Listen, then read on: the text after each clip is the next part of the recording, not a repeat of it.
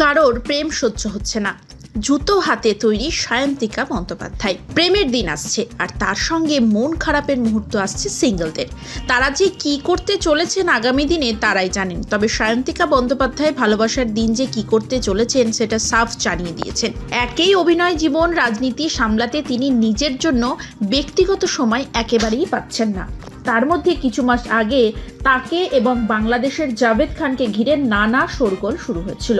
দুজনের মধ্যে নানা সম্পর্কে শুরু হয় এমন ইঙ্গিত পর্যন্ত মিলেছে। তবে সেই সব অভিযোগ তিনি হাওয়ায় উড়িয়েছেন।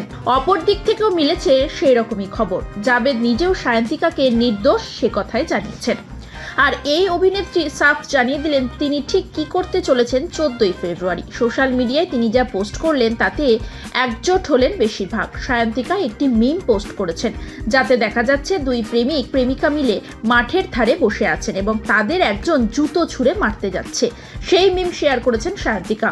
অভিনেত্রী লিখেছেন, এটাই আমার ক্লিয়ার কাট মনের কথা। তার মানে প্রেমের বিশেষ দিনে এই কাজ করতে চলেছেন কি তিনি? অভিনেত্রীর এমন দাবি দেখে একদল তাকে সমর্থন করেছেন। তাদের বেশিরভাগের মন্তব্য, আমরাও আপনার সঙ্গে আছি। আবার কেউ কেউ বলেছেন আমাদের তরফেও এমন কিছু হতে চলেছে। আবার কারোর কথায়, আমি তো ঘুমাবো, আপনিও তাই করুন। প্রসঙ্গত এখন বেশিরভাগ সময় তিনি বাঁকুড়াতেই সময় কাটান, রাজনীতিতে বেশি সময় যাপন করেন।